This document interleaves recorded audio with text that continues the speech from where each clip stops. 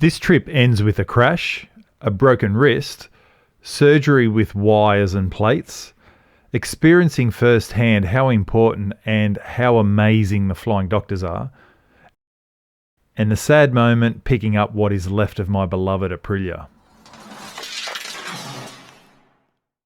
This trip is attempt number 2, riding from the lowest road in Australia, Lake Eyre, to the highest road in Australia, the Victorian High Country. A few years back, a damaged radiator forced me to abandon attempt number 1. I've decided not to continue the trip. It's completely irresponsible if I put myself onto a dirt road in a remote area with a limp bike. So today I'm returning to Pimba, which is 2,000 kilometres away from home, just to get to the starting point of this trip and pick up where I left off 3 years ago. Day 2 was an early start. The goal, 850 k's to Burra. And things started to get interesting. The colour of the soil was changing and a lot more wildlife to be seen. And crossing the mighty Murray River into Victoria with a paddle boat in the distance was pretty cool. Now, since leaving home, I've been carrying a set of new tyres, which I'll say is a real pain in the arse. So in and amongst the huge 850 k's I need to ride today, I also have to find the time to change over my tyres. And the guys at Mallee Motorcycles just out of Mildura, even though they were busy, were more than happy to help. It was a huge relief to have fresh tyres for the trip. Thanks again to the guys at Mallee Motorcycles for all your help. Legends. Now, the reason I was stressing about tyres were the flooded roads ahead. I'll let Channel 7 News explain. Well, 4 times the size of the United Kingdom and bigger than Texas. This incredible image shows the true size of the Queensland floods in what is being described as one of the most devastating floods in recent memory. The weather is predicted to be glorious for the entire 2 weeks of this trip. But as you can see, southwestern Queensland is completely underwater, and a good part of that flood water will eventually drain into Lake Eyre, exactly where I'm heading. So I've got to get in and out before it does. South Australian roads are looking a smidge better, but the part of the Unadata track I need to ride from Lake Eyre to Murray is closed to cars and motorbikes, as shown by the orange road here. I'm going to take a huge punt, continue on, and hope that it will open before I get there.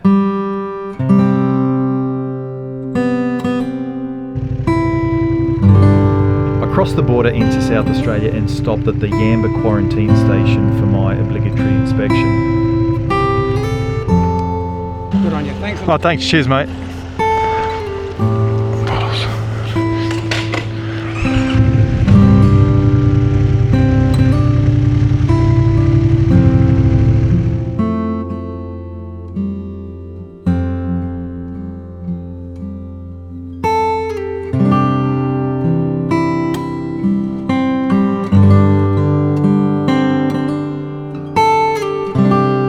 Morning started with an absolutely spectacular sunrise.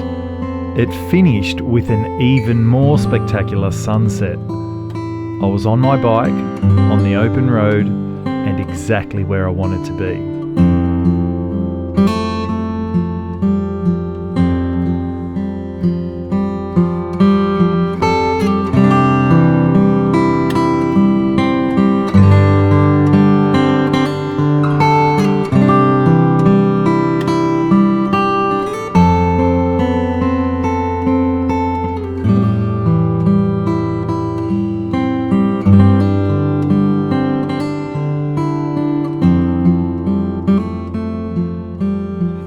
On these motorbike trips, I don't really go on in depth about the town or the accommodation that I stay at, but this place, Burra, man, it's just old world charm, really old world charm.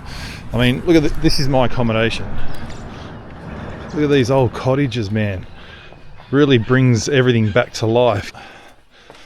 And they've been done up really well too. They're credit to whoever put the money into it.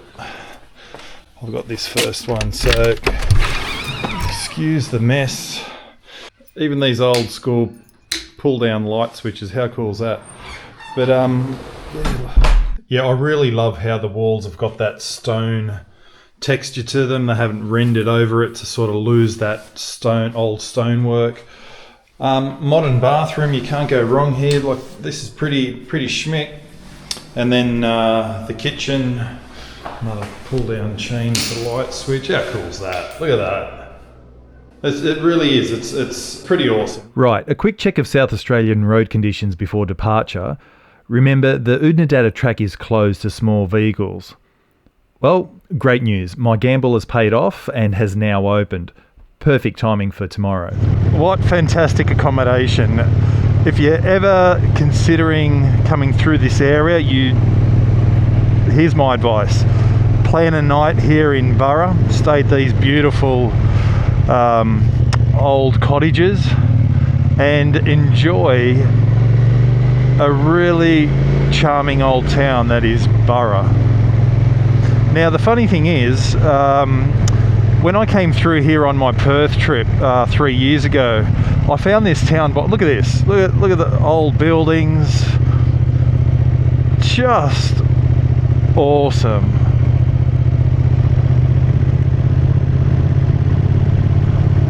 I love the old stonework, the old stones that they've used to put the buildings together, and they've still stood the test of time. Look at that, still here in all their glory. Wow.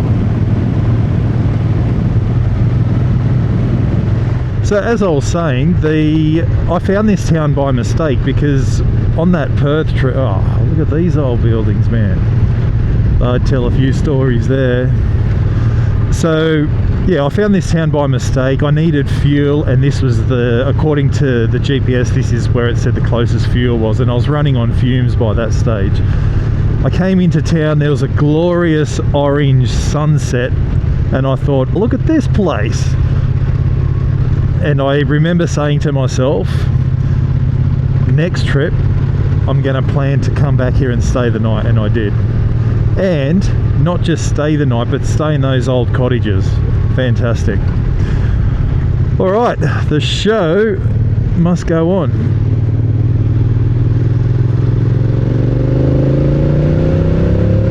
It was a great morning to set off, and I was really enjoying being surrounded by the golden colours of the farms around me. And I was also pretty pumped because by the end of today, I'll complete this 2,000 kilometre slog on blacktop and arrive at Roxby Downs in the middle of the outback.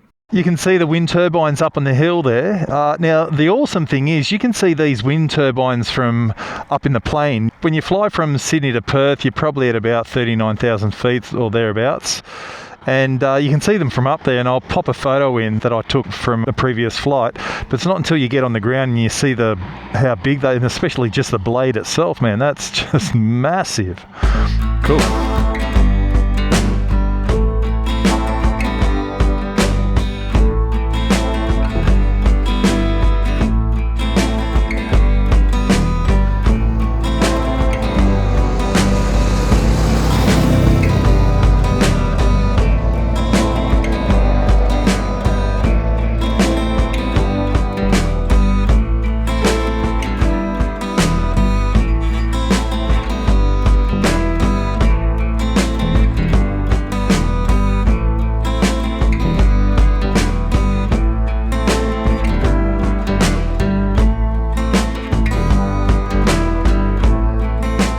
I was loving the landscape, but it was time to hit the dirt.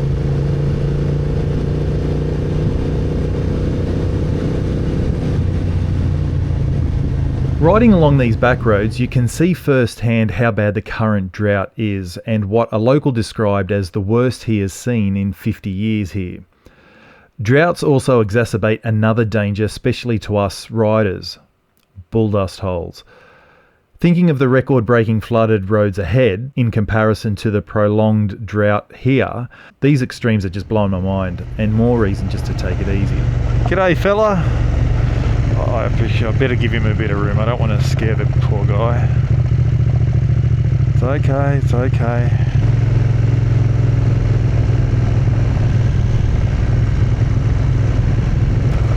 It's alright, man. I'm not trying to... I might just get ahead of him then. Let me just get ahead of you so I can...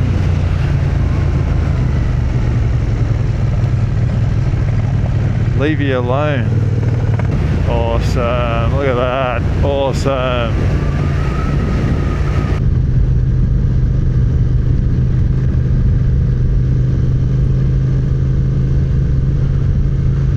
Alright, so there's Mount Remarkable off in the distance there.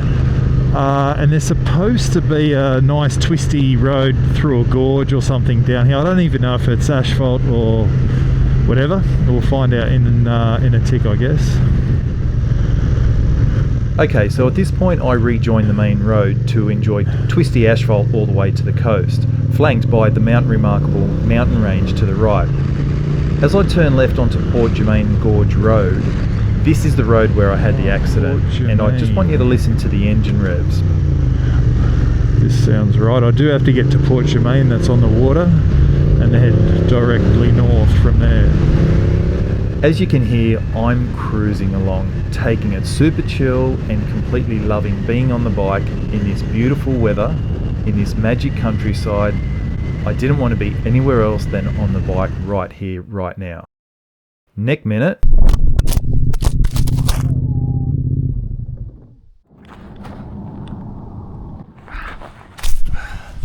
This is the look of a man thinking, what the f just happened?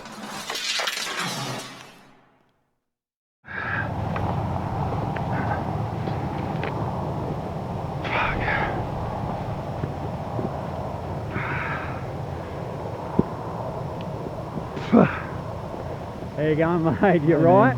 How are you? You got phone service or? I haven't even checked. It just happened. So. Oh right. Let me check. I should have service. Hang on.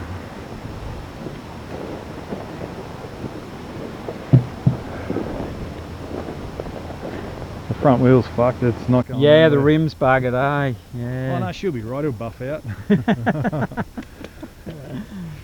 As long as you're okay, that's the main thing. yeah. But just thanks for stopping though. That's oh yeah. No, well, a lot of people don't. Not these days.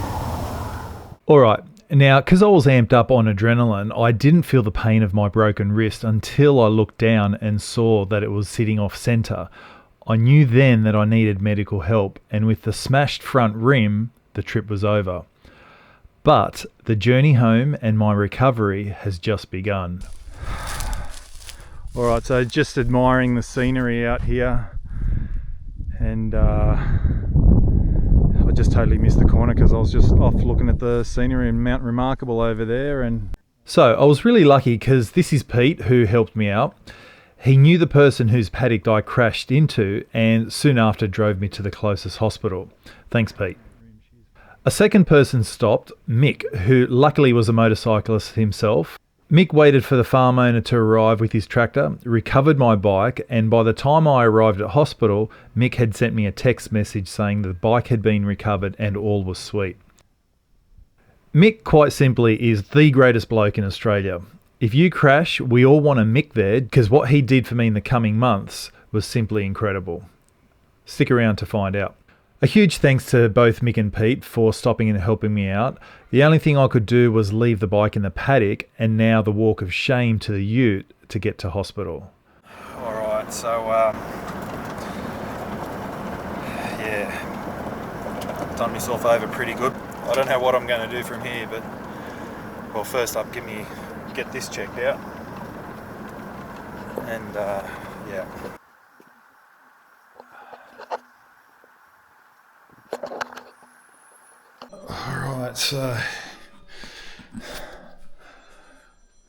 Alright, so showered up in the hospital, got my finest clothes on, even you see me butt crack there. Alright, time to hit the town. So I've had some x-rays done. On the wrist you can see it's, I can't even hold it up. Yeah, that's not so good. But anyway, Pete, who dropped me off at the airport, the first guy who stopped to help, he knew the bloke whose paddock I crashed into, and they've just messaged to say they've picked up the bike, they've put it in the shed, and I'll just have to come back and grab it at another stage. So, doctor's on his way to tell me what the x-rays are all about. May have to get flown. So I'm in a place called Bullaroo Centre, up near Port Augusta way. And I may have to go down to Adelaide to get this seen too, and then fly home from there. Okay, Bullaroo is a tiny hospital and they did an amazing job helping me out, but they are very limited in what they can do. So I'm in a hospital car being driven to a bigger hospital in Port Pirie. The driver, Lyle, is a lovely old man who volunteers at the hospital, giving up his time to drive me an hour to Port Pirie and then an hour back home. I offered him money, meal and drinks, which he politely refused multiple times, saying it's good karma, he's paying it forward. The funny thing is, the route to Port Pirie Hospital went past the crash site, and as you can imagine, the only thing I could do was just shake my head in disbelief. Okay, so fortunately my only injury is my wrist. Unfortunately, I've done a really good job of breaking it, requiring 2 procedures. The first procedure here at Port Pirie went well to correct my displaced wrist, basically put my wrist back into the correct position, like when you pop your shoulder out and put it back into place. The second procedure and more complicated one cannot be treated here, and I will need to go down to Adelaide to attach screws and plates to my broken radial something or other. I forget what they call it.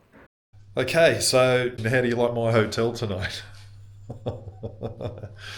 Okay, so the damage. The main thing is my left wrist completely smashed it. It was displaced, so the doctors had to grab one end of my arm and the other end of my wrist and pull it apart so the joint could go back into place because it was displaced.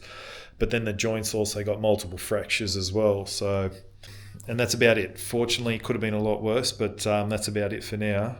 All right, what have we got here? Ham pickle sandwich, that'll do. I'm not fussed at all. So here, I'm on my way to board the Flying Doctor's plane, and I asked the nurse, I've just got a broken wrist. The RFDS is a bit excessive, isn't it? And she replied with something I wasn't expecting.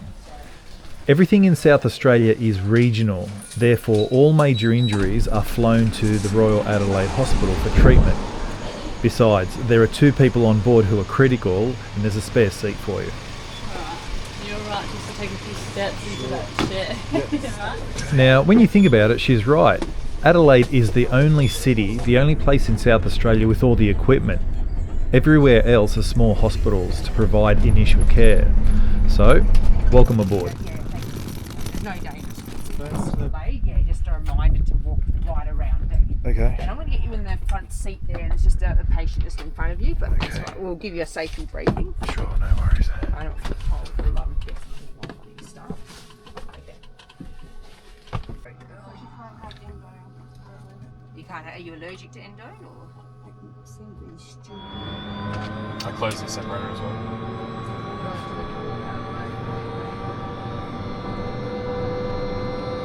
Oh no, you're going to lock.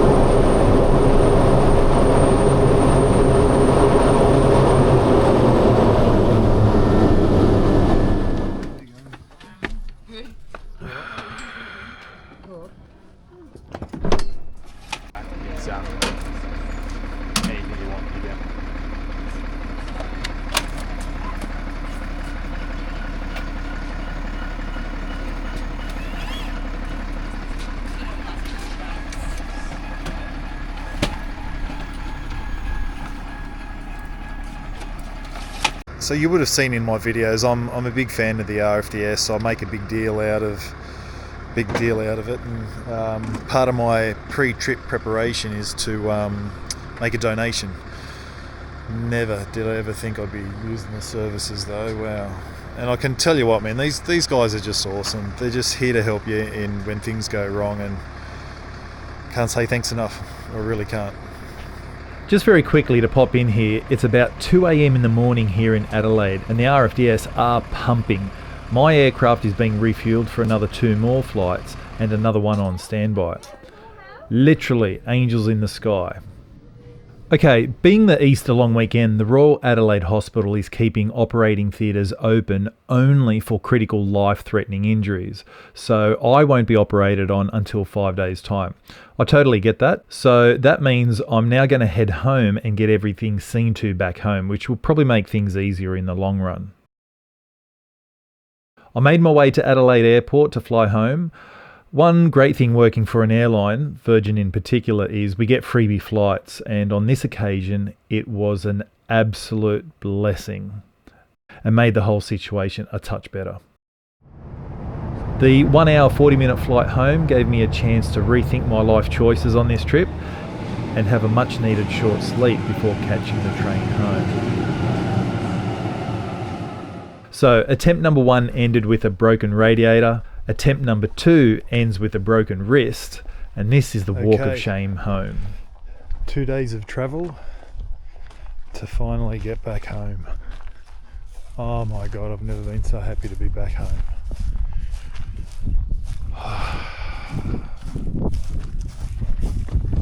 Never would have ever thought I'd be walking home or catching a plane home. And I'm here with this, so home sweet home. Yeah, not the outcome that I wanted, but I've never been so happy to be home. In the next episode, picking up my bike, checking out the damage, repairs and new parts, and an unrelated setback. See you there.